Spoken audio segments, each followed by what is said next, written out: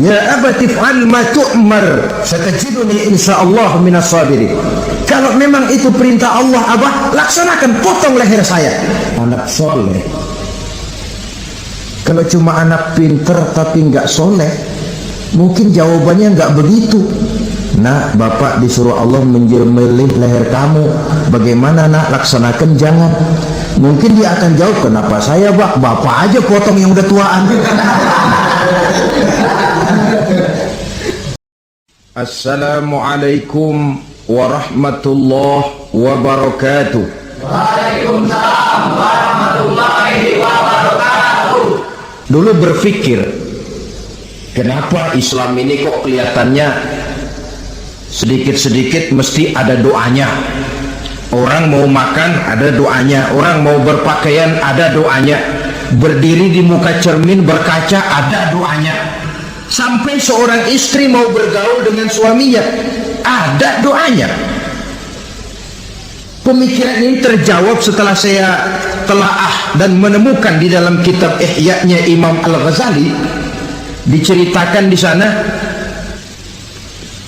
bahwa iblis yang tugasnya menggoda orang-orang kafir badannya gendut-gendut, sedangkan iblis yang tugasnya menggoda orang Islam badannya kurus, krempeng, ceking kayak morfinis. Satu hari ketemu di jalan karena satu profesi, ngobrol. Ini iblis yang tugasnya menggoda orang kafir bertanya kepada iblis yang tugasnya menggoda orang Islam, badanmu kenapa kurus macam begitu? Kata yang menggoda orang Islam, bagaimana saya tidak mau kurus? Saya ini ditugaskan menggoda orang-orang Islam. Orang Islam itu kalau dia mau minum dia baca bismillah. Bismillah racun, saya nggak bisa ikut minum. Dia mau makan baca bismillah. Bismillah racun lagi, saya nggak bisa ikut makan. Dia mau tidur tarik selimut, dia baca bismika Allahumma ahya wa amut, racun lagi aja. Saya nggak bisa tidur di selimut, terpaksa tidur di emper, mana keanginan. Dia mau bergaul sama istrinya, dia baca Allahumma jannibna syaitan wa jannibi syaitan fima razaqtana, racun lagi. Saya nggak bisa bantuin, cuma ngeliatin dari jauh. Bagaimana nggak kurus makan hati? Kata iblis yang badannya gendut-gendut, untung benar saya menggoda orang kafir yang nggak ada bacaan apa-apanya. Dia makan, saya ikut makan. Dia minum, saya ikut minum. Dia tidur di selimut empuk, saya masuk ke dalamnya. Dia bergaul sama istrinya, dikit-dikit saya bantuin. Allah karim, ini maaflah kalau sudah dibantuin iblis ini, jangan heran anak jadi sangar nantinya. Saudara-saudara kaum muslimin rahimakumullah, kalau setiap muslim ditanya kepengen punya anak macam apa, saya yakin jawabannya pasti sama, kepengen punya anak soleh. Betul apa betul? Betul. Apa ada di sini yang kepengen punya anak jadi garong? Tidak. Saya kira jangankan kita yang insya Allah termasuk orang baik-baik, orang yang tidak baik saja tidak pengen kok anaknya tidak baik. Maling saja tidak pengen anaknya jadi maling. Copet saja tidak kepengen anaknya jadi copet. Dia masih bisa bilang sama anaknya, nah bapakmu sudah kadang jadi maling, kamu jangan nurunin. Itu yang ketahuan malingnya. Maling saja tidak pengen kok anaknya jadi maling, apalagi yang bukan maling. Tapi anak yang soleh ini, saudara, bukan proses yang sekali jadi. Anak soleh tidak akan muncul dengan simsalabim. Anak soleh tidak muncul dengan slogan. Prosesnya sudah diawali oleh pribadi sang calon bapak dan calon ibu daripada anak itu. Itulah sebabnya untuk mendapatkan anak yang soleh ada dua usaha yang harus dilaksanakan. Pertama, usaha zohir, artinya usaha yang kelihatan oleh pandangan mata. Apa saja yang termasuk usaha zohir ini? Pertama, pribadi calon bapak dan calon ibunya. Kalau bapaknya ahli sujud, ibunya gemar hadir di majelis taklim, meresap ke dalam kepribadian anak, ikut membentuk dirinya, sifat-sifat yang baik ini diharapkan akan menurun kepada si anak. Pribadi calon bapak dan calon ibu. Sebab ma fil aba fil abna. Bagaimana kebiasaan orang tua, begitulah anak. Kata pepatah, kalau bapak kencing berdiri, jangan heran anaknya kencing kabur.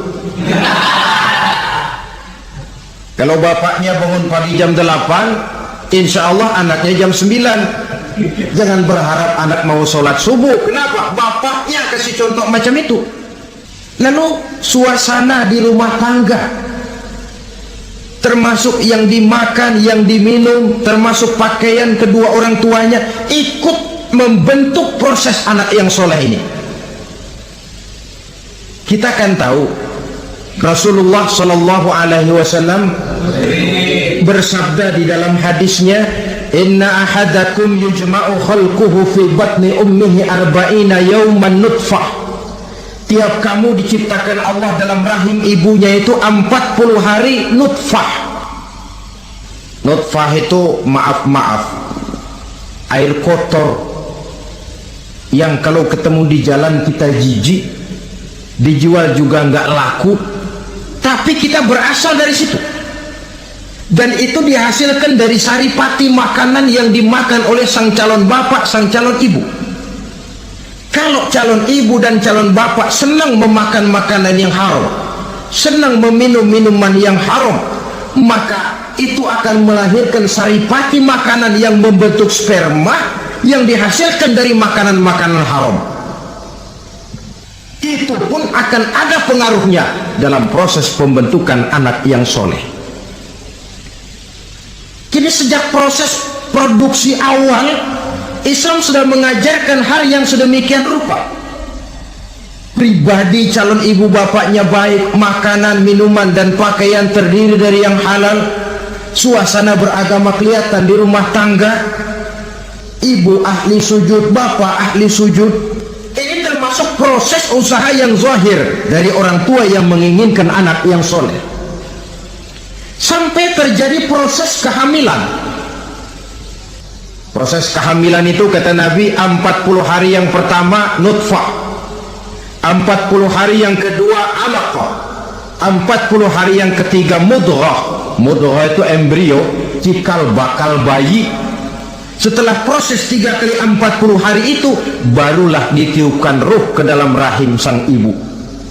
120 hari atau 4 bulan, perempuan yang hamil itu baru terasa perutnya bergerak-gerak.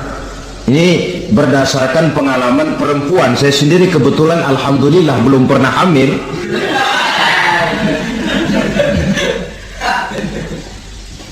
Saudara-saudara, sampai usia kehamilan itu 7 bulan, ada tradisi yang disebut nujuh bulanan. Itu tradisi dilaksanakan baik, tidak pun tidak apa-apa. Tidak ada perintahnya memang, tapi juga tidak ada larangannya. Apalagi berkumpul orang membaca ayat-ayat Al-Quran, memohon doa dan sebagainya. Sebab pada kandungan 7 bulan ini, embrio sudah mengarah kepada bentuk positif dari wujud manusia. Di situ dibacakan surah Yusuf, surah Maryam, surah Tabarak, surah Waqiah. Tafaul namanya, mengundang rasa optimis supaya membawa keberkahan kepada pribadi sang calon anak yang nanti akan lahir ini. Tapi jangan lupa orang tuanya mulai dengan soleh dulu. Jangan orang tuanya nggak mau sujud, nggak mau ibadah, istrinya hamil dibacain surah Yusuf supaya anaknya cakep kayak Nabi Yusuf. Begitu keluar anaknya kepalanya segi 4 kayak kaleng kerupuk. Apa surah Yusuf yang salah? Tentu saja orang tuanya yang tidak memulai kesolehan itu sendiri. Lalu usia kandungan 7 bulan ke atas, sang calon bapak mulai membantu-bantu istrinya. Kalau malam diusapi perut istrinya yang sedang hamil berat itu, sambil dibacakan surah Al-Insyirah, ya ngusap-ngusap sayang, bukan ngusap gemes. Alam nashrah laka sadrak wa wada'na anka wizrak allazi anqadha dhahrak, supaya Allah memberikan keringanan kepada kehamilan istrinya sampai kepada proses kelahirannya. Begitu sang jabang bayi brol lahir ke alam ini, sudah dicegat lagi oleh ajaran agama, diazankan. Diriwayatkan oleh Abi Dawud, kana Rasulullah sallallahu alaihi wasallam azana al-Hasan wal Husain fi uzunaihi al-yumna wa aqama fi uzunaihi al-yusra. Adalah Rasul mengazankan cucunya Hasan dan Husain di telinga kanan, mengkomatkan di telinga kiri. Bayi muslim lahir ke dunia dicegat dengan suara azan. Apa sebab? Bayi yang baru lahir ke dunia ini ibarat kaset kosong. Kalau kaset kosong dipakai merekam, daya rekamnya kuat. Maka bayi yang baru lahir ini, sebelum sempat dia dengar cintaku sedalam lautan Atlantik, belum sempat dia dengar gelas-gelas kaca, belum sempat dia dengar tembok derita,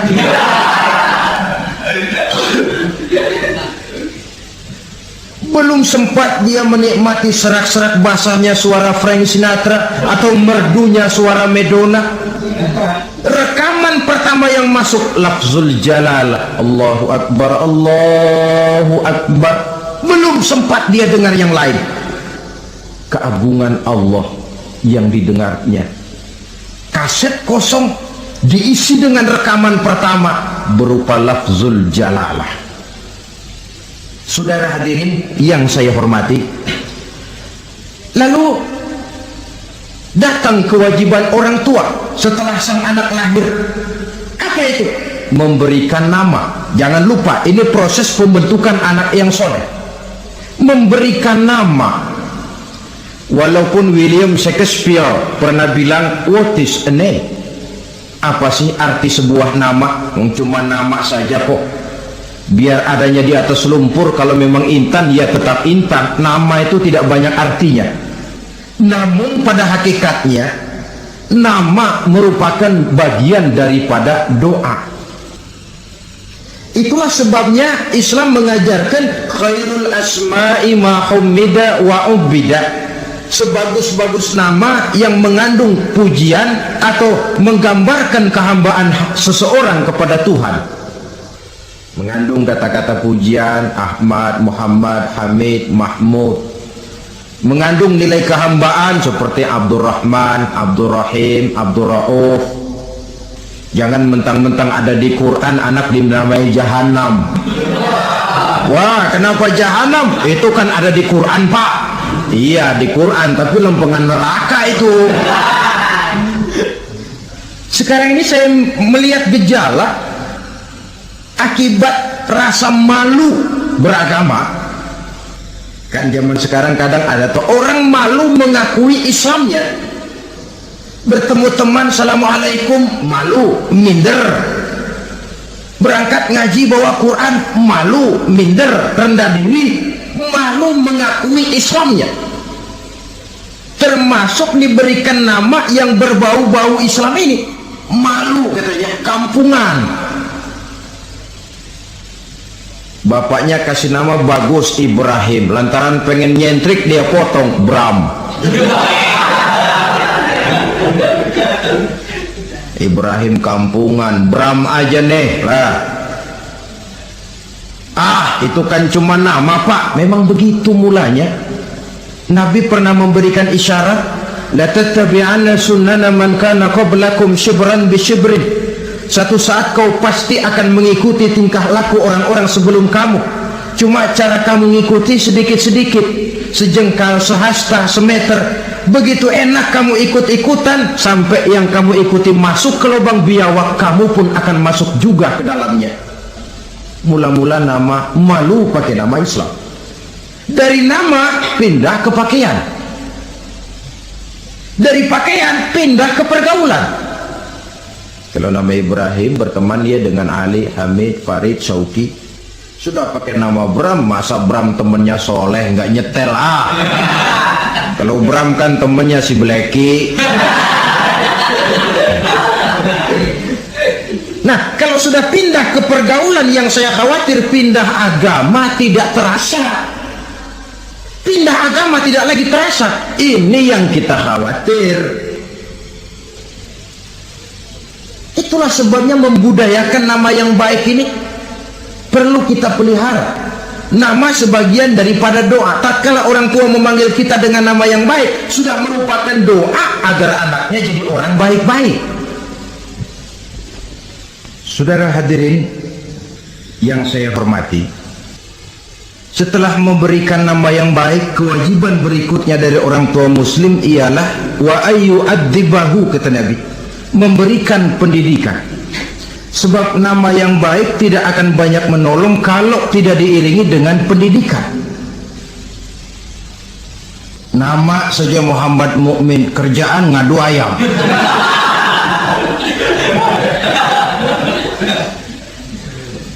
Nama yang baik tapi lantaran tidak diiringi dengan pendidikan, tidak akan banyak menolong. Nah, pendidikan ini dari mana dimulai? Dari rumah tangga. Al-bait madrasatul ula. Rumah tangga adalah sekolah yang pertama.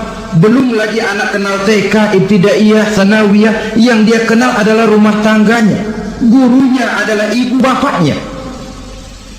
Dan proses mendidik anak ini tentu merupakan proses yang panjang, memerlukan pengorbanan dari kedua orang tuanya. Namun prinsip lebih baik sekarang orang tua berkorban daripada menjadi korban. Kalau orang tua tidak mau berkorban untuk mendidik anaknya, percayalah pada suatu saat dia akan jadi korban, dilawan oleh kebrutalan anaknya sendiri. Biarlah kita orang-orang tua ini peras keringat banting tulang, pergi pagi pulang sore, kaki jadi kepala, kepala pun jadi kaki, untuk satu cita-cita agar anak-anak kita kelak lebih baik daripada kita sekarang ini. Mendidik. Karena kian hari kita dihadapkan dengan kenyataan peledakan penduduk, sulitnya lapangan kerja, persaingan hidup yang makin tajam, sulitnya ekonomi. Kalau anak kita tidak bekali dengan pendidikan, dia akan tersudut di pojok-pojok kehidupan untuk lebih banyak cuma jadi penonton daripada pemain di dalam kegiatan kehidupan ini. Nah, setelah memberikan nama yang baik, lalu mendidiknya, lalu datanglah usaha yang batin di dalam proses pembentukan anak yang soleh ini, yaitu mendoakan anak. Yang baik tentu doa dari orang tuanya sendiri. Sebab kata Nabi, doaul walid liwaladihi ka doain nabi li ummatihi. Doa orang tua kepada anaknya seperti doa Nabi kepada umatnya. Sebagaimana doa Nabi kepada umatnya tidak ditolak, begitulah doa orang tua kepada anaknya. Di keheningan malam, si orang tua ini sering bangun tahajud, sujud dia di hadapan Allah dengan menitikkan air mata, memohon doa dengan doanya Nabi Allah Ibrahim, Rabbi habli minas salihin. Ya Allah, berikan kiranya saya anak yang soleh. Nabi Ibrahim tidak minta anak pintar, Nabi Ibrahim tidak minta anak yang tampan, Nabi Ibrahim tidak minta anak yang kaya dan punya kedudukan tinggi. Yang beliau minta, Rabbi habli minas salihin. Ya Allah, berikan saya anak yang soleh. Kelihatan ini ketika beliau punya anak bernama Ismail. Lalu turun perintah Allah, hai Ibrahim, potong leher anakmu Ismail. Nabi Ibrahim bermusyawarah, Ismail, saya Abah, Allah memerintahkan saya untuk menyembelih leher kamu. menurut pendapatmu bagaimana mimpiku ini, laksanakan atau tidak? Apa jawab Nabi Ismail? Ini bukti doa anak soleh. Abah, kalau memang itu benar perintah Allah, laksanakan Abah. Doa orang tua kepada anak, atau boleh juga doa orang lain yang diyakini kesolehannya oleh orang tua tadi. Mengundang Pak Ustadz, Pak Kiai ke rumah, tolong doakan anak saya, tidak ada salahnya. Sebab Nabi mengajarkan aktsiru minan nas bidu'ail khair fa innaka la tadri min ayyi fahin yuqbal. Banyak-banyaklah minta doa kebaikan dari orang lain, sebab kamu tidak tahu dari mulut yang mana doa itu diterima Allah. Mungkin saja orang menurut pandangan kita kere, miskin, tidak dipandang orang lain, tapi kalau doanya Allah mau terima, siapa yang sanggup menghalangi? Banyak-banyaklah minta doa kebaikan dari orang lain, sebab tidak seorang pun tahu dari mulut yang mana doa itu akan diterima Allah. Doa orang tuanya. Inilah hikmah khitan yang pertama, proses pembentukan anak yang soleh. Yang kedua, khitan itu menanamkan kepada anak-anak muslimin sikap berani menghadapi hidup.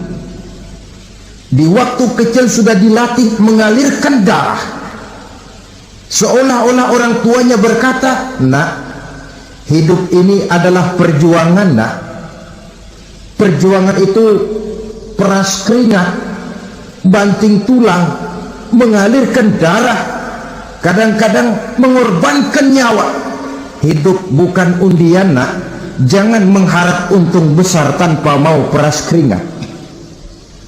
Berani hidup artinya berani menghadapi segala resiko yang ada di dalam hidup. Di zaman sekarang banyak orang yang takut menghadapi hidup. Pakaian mau bagus, makan mau enak, hidup mau terpandang dan dihargai orang, tapi kerja keras tidak mau. Paling-paling istilah orang maunya cuman hardolin. Hardolin itu bahasa Jerman, artinya dahar modal ulin.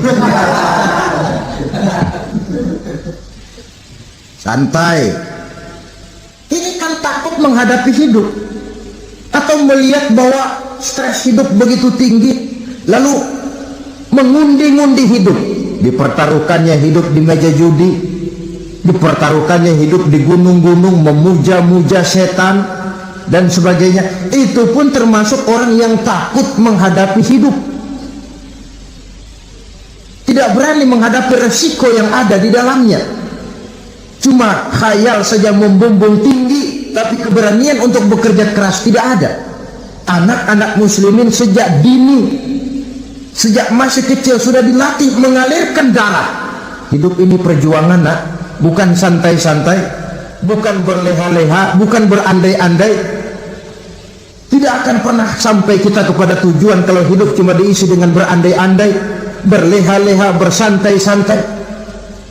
Dia adalah perjuangan, jalannya menanjak menurun, banyak onak dan duri di sekelilingnya. Kuatkan pribadimu menghadapi hidup ini, ditanamkan sikap berani menghadapi hidup. Itu yang kedua. Lalu yang ketiga, khitan pada hakikatnya merupakan peletakan batu pertama, dalam arti mempersiapkan anak supaya hidupnya nanti menjadi orang yang sujud kepada Allah. Secara tidak langsung orang tuanya seolah-olah berkata, nak, kamu dikhitan sekarang supaya nanti kamu bisa istinja, nak. Kalau kamu sudah bisa istinja, kamu bisa berwudu. Kalau wudumu sah, kamu bisa sholat. Peletakan batu pertamanya lewat khitan. Jadi kalau sudah dikhitan lalu dianggap selesai, sholat tidak diajarkan, wudu tidak diajarkan, ya sama saja dengan membangun rumah. Setelah peletakan batu pertama lalu tidak dilanjutkan dengan membangun yang lain, alang-alang yang bakal tumbuh. Sebab dalam realitanya nanti bukan cuma tubuh kita yang dikhitan, harta kita nanti dikhitan. Cuma khitan harta namanya zakat. infak, sodakoh. Itu kan harta dikhitan supaya bersih. Khitan juga namanya. Karenanya mengkhitan anak, mempersiapkan anak agar menjadi hamba Allah yang sesungguhnya, menjadi manusia yang sujud kepada Allah Tuhannya. Itu merupakan prakondisi ke arah pembentukan manusia yang kelak akan sujud kepada Allah Rabbul Jalil. Peletakan batu pertama mempersiapkan anak untuk hidup melaksanakan ibadah, dan ini tujuan hidup. Allah jelaskan, wa ma khalaqtul jinna wal insa illa liya'budun. Aku tidak ciptakan jin dan manusia melainkan untuk beribadah kepadaku. Masalah paling pokok bukan bertanya mengapa kita diciptakan oleh Allah, karena kita memang sudah ada. Masalah paling pokoknya ialah untuk apa kita diciptakan oleh Allah. Kalau saudara bertanya mengapa saya dibikin oleh Allah, itu hak Allah untuk menjawabnya. Manusia buntu. Sebab itu pertanyaan kita bukan mengapa kita diciptakan Allah, tetapi untuk apa kita diciptakan Allah. Yang bisa jawab tentu yang bikin manusia. Seperti juga kita tanya, Pak, untuk apa Bapak bikin bangku? Yang bisa jawab pasti ya yang bikin bangku toh. Sebagai pembikin, dia tentu lebih tahu untuk apa bangku itu dibikin. Untuk apa manusia diciptakan Allah? Jawabannya datang dari Allah. Wa ma khalaqtul jinna wal insa illa liya'budun. Aku tidak menciptakan jin dan manusia kecuali untuk melaksanakan ibadah kepadaku. Ini rupanya tujuan penciptaan manusia, agar kita menjadi orang-orang yang hidup melaksanakan ibadah dalam pengertian yang seluas-luasnya. Sejak ibadah pribadi yang langsung antara kita dengan Allah, seperti sholat, puasa, zakat, haji, sampai kepada ibadah yang tersalur melalui kehidupan bermasyarakat. Banyak umpamanya membangun, memelihara kesehatan, menjaga keamanan di kampung, yang kalau kita niatkan untuk mencapai ridho Allah, insya Allah itu akan bernilai ibadah. Tujuan penciptaan manusia ternyata tidak lain untuk melaksanakan ibadah. Prestasinya di hadapan Allah bergantung kepada sampai sejauh mana nilai ibadah itu dilaksanakannya. Ini yang ketiga. Yang keempat, hikmah daripada khitan itu dari sisi orang tua, menempatkan perintah Allah di atas perasaan dan kepentingan pribadi. Ada nggak orang tua yang nggak sayang sama anaknya? Semua orang tua sayang kepada anaknya. Jangan anak sampai dipotong mengalirkan darah. Anak main saja, main layang-layang, jatuh, pulang kakinya berlumur darah, sudah ribut orang tuanya. Kenapa nak? Kenapa sayang? Kenapa raja? Aduh, raja lah kita. Tapi ini perintah Allah. Perasaan pribadi, kepentingan pribadi kalah oleh perintah Allah. Ini mestinya watak seorang muslim. Kalau sudah begitu perintah Allah, begitulah kita laksanakan. Soal keberatan pribadi, perasaan pribadi, kepentingan pribadi, nomor belakang. Yang penting perintah dilaksanakan. Cobalah kalau khitan itu, anak yang begitu kita sayangi, pada umur sedang lucu-lucunya, dipegangi dia, lalu dikhitan. Kadang dia menangis, mengalirkan darah, sakit dia 2-3 hari belum bisa berjalan dan bermain dengan teman-temannya. Tapi ada rasa luas dalam hati orang tua. Kenapa? Alhamdulillah ya Allah, perintahmu sudah saya laksanakan. Perasaan pribadi itu ditekan oleh perintah Allah. Perintah Allah di atas perasaan dan kepentingan pribadi. Kalau perasaan ini sudah kita miliki, itu pertanda nilai iman kita sudah mapan. Tidak cuma dalam khitan, dalam berbagai perintah agama. Hari Jumat berangkat kita dagang, begitu 11:30 mendadak banyak yang beli, laku lagi. Sudah kedengaran suara azan, hayya 'alas shalah, hayya 'alal falah, pembeli makin banyak. Disitulah barometer iman kelihatan. Terusin melayani pembeli dan dapat untung banyak, atau perintah Allah yang sudah memanggil-manggil itu. Kalau perintah Allah di atas perasaan dan kepentingan pribadinya, dia akan tinggalkan dagangan itu, dia akan bergegas menuju panggilan Allah. Saudara hadirin yang saya hormati, jadi perintah khitan ini mendidik setiap muslim agar perintah Allah berada di atas perasaan dan kepentingan pribadi. Hijau kata Allah, hijau kata kita. Putih kata Allah, putih kata kita. Ke barat kata Allah, ke barat kita melangkah. Ke timur perintah Allah, ke timur kita berjalan. Nyatanya kita ini sering paradok. Ke kulon kata Allah, nyetan kita berangkat. Ngalor perintah Allah, ngidul kita jalan. Putih kata Allah, hijau kita bilang. Paradok. Kenapa? Berpadu segala macam perasaan dan kepentingan dalam kehidupan kita yang kadang mengalahkan kepentingan agama, kadang mengalahkan kepentingan umat, mengalahkan kepentingan orang banyak. Tidak itu yang dididik di dalam pelaksanaan khitan ini. Ini yang keempat. Kemudian yang kelima, dari segi kesehatan, kulit yang dipotong yang menutupi kulfah itu adalah tempat bersarangnya segala macam kotoran. Membiarkannya mengendap bisa saja menimbulkan kanker kulit.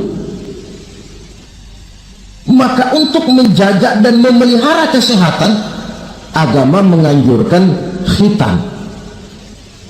Di samping tentu ada unsur kepentingan biologis. Ini maaf lah, kalau nanti orang sudah bersuami, sudah beristri, akan terasa manfaatnya khitan.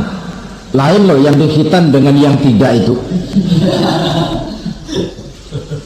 Coba saja tanya orang, makan pisang itu yang enak dikupas dulu apa dimakan kulit-kulitnya? Ya mesti tentu yang enak ya dikupas dulu. Kalau kulit-kulitnya juga dimakan, rakus namanya. Belum lagi kemungkinan bisa jadi penyakit. Dari segi kesehatan, dari segi kepentingan biologis, perintah khitan ini kembali manfaatnya buat kehidupan manusia. Itulah sebabnya di dalam An-Nahl ayat 123 Allah Subhanahu wa taala menegaskan, "Summa auhayna ilaika anittabi' millata Ibrahim hanifa wa ma kana minal musyrikin." Kemudian kami wahyukan kepada kamu wahai Muhammad, ikutilah agama Ibrahim yang hanif ini, dan tidaklah ia termasuk daripada golongan orang-orang yang menyekutukan Allah. Artinya syariat khitan ini yang berasal dari sejarah kehidupan Nabi Ibrahim diteruskan oleh syariatnya yang dibawa oleh Nabi kita Muhammad sallallahu alaihi wasallam. Maka kalau ayat menjelaskan inna dina indallahil Islam, agama yang diridhoi Allah itu cuma agama Islam. Islam yang mana? Islam yang dibawa oleh Nabi Adam, diteruskan oleh Nabi Nuh, diteruskan oleh Nabi Ibrahim, diteruskan oleh Nabi Musa, diteruskan oleh Nabi Isa, dan disempurnakan oleh Nabi kita Muhammad sallallahu alaihi wasallam. Karena seluruh rasul yang 25 ini sumbernya sama, Allah. Prinsip ajarannya sama, la ilaha illallah. Cuma syariatnya saja yang agak berbeda, disesuaikan dengan situasi dan kondisi dari umat yang dihadapi oleh rasul itu. Nabi Sulaiman misalnya ada sholat, tapi sholatnya Nabi Sulaiman tidak pakai ruku dan tidak pakai sujud, berdiri saja. Zaman Nabi Nuh ada puasa, tapi puasanya versi Nabi Nuh lain dengan puasanya versi kita sekarang ini. Syariat berbeda sesuai dengan situasi dan kondisi. Tapi khitan sejak Ibrahim, Ismail, Ishak, sampai kepada Musa, sampai kepada Isa, sampai kepada Nabi kita, terus berkelanjutan sampai hari akhir nanti. Jadi bukan merupakan syariat baru. Pengukuhannya dalam An-Nahl 123 ini, aku wahyukan kepada Muhammad, ikuti agama Ibrahim, agama tauhid, yang diantara syariatnya adalah pelaksanaan khitan. Sedangkan Ibrahim seorang yang hanif. Hanif ini lebih tinggi daripada sekedar taat. Kalau orang yang taat itu contohnya begini, nak, tolong taruh ini gelas di pinggir meja, nak. Kalau dia taat ya apa adanya, ditaruh saja tuh gelas di pinggir meja. Orang yang hanif lain, mikir, iya, kalau ditaruh di pinggir kan gampang kesenggol orang, jatuh ke bawah, pecah. Biar diperintah taruh di pinggir, taruh aja di tengah dah, biar aman. Ini hanif namanya. Tingkatan yang lebih tinggi daripada taat. Nabi Ibrahim seorang yang hanif. Tidak ada perintah Allah yang tidak dilaksanakan dengan sebaik-baiknya, sampai pun perintah memotong anak sendiri. Saya kira kalau perintah macam begini turun kepada orang zaman sekarang, banyak yang bubar jadi orang Islam. Potonglah leher anak muda, udahan aja dah.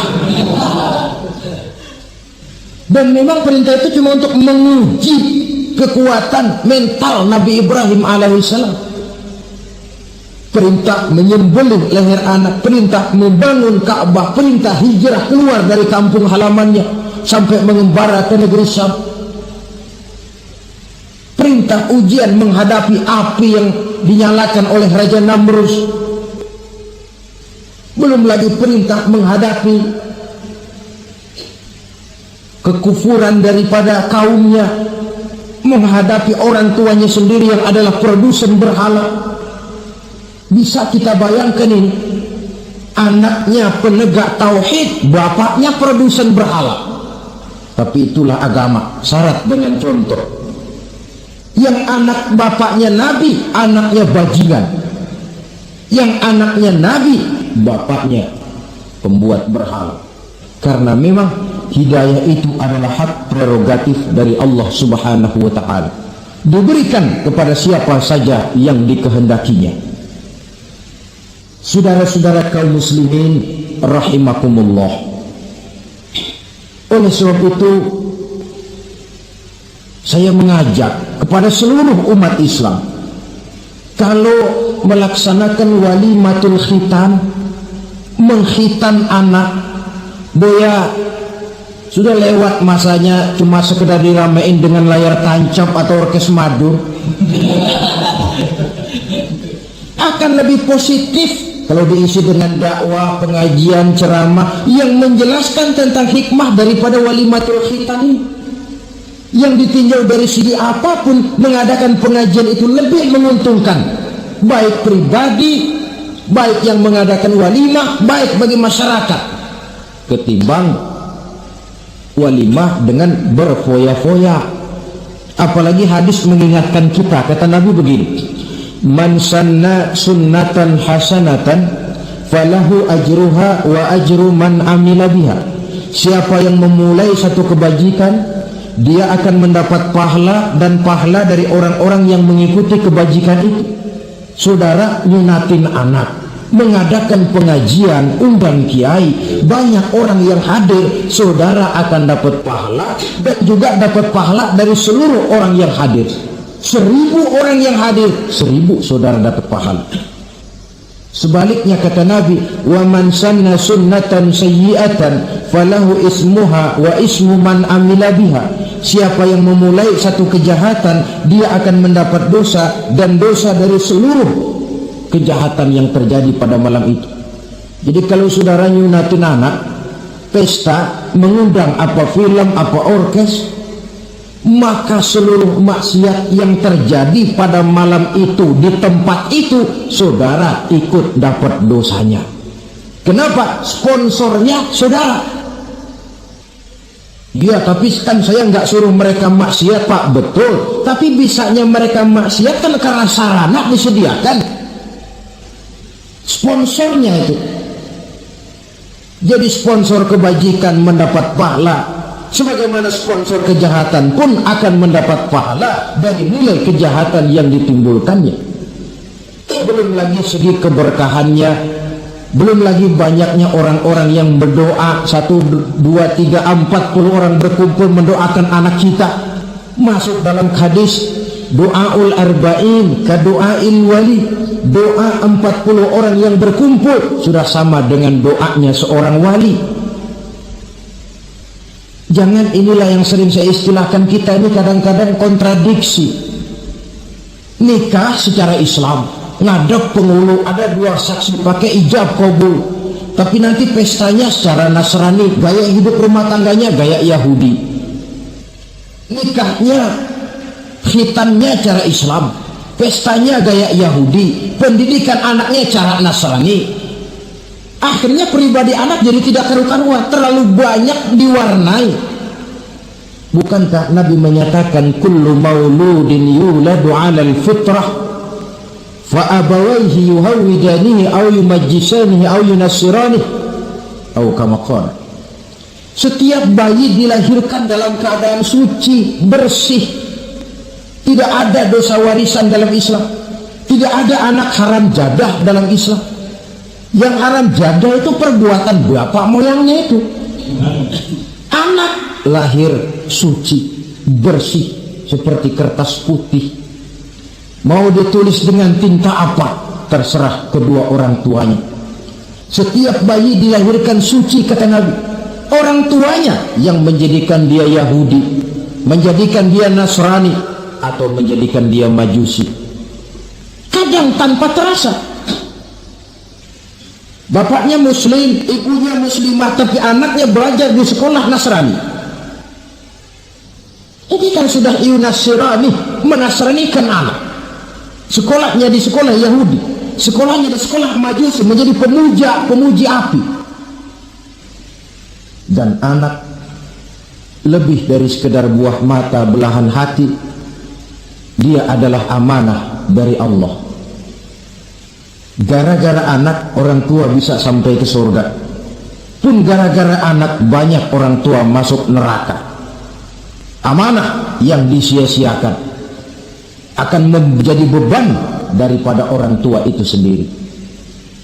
Oleh karena itu, sekali lagi saya mengajak, hidupkan tradisi yang baik dengan memperbanyak pengajian-pengajian, baik dalam walimatul khitan, walimatul arus, atau berbagai kesempatan yang memang mungkin untuk itu. Makin banyak dakwah dan pengajian, insya Allah makin terasa akibat positifnya bagi masyarakat, agama, bangsa, dan negara yang kita cintai ini. Mudah-mudahan ada hikmahnya.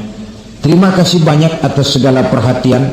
Mohon maaf atas segala kekurangan. Usikum wa nafsi bitaqwallah. Aqulu qawli hadha fa astaghfirullahal azim li wa lakum. Wassalamu alaikum warahmatullahi wabarakatuh.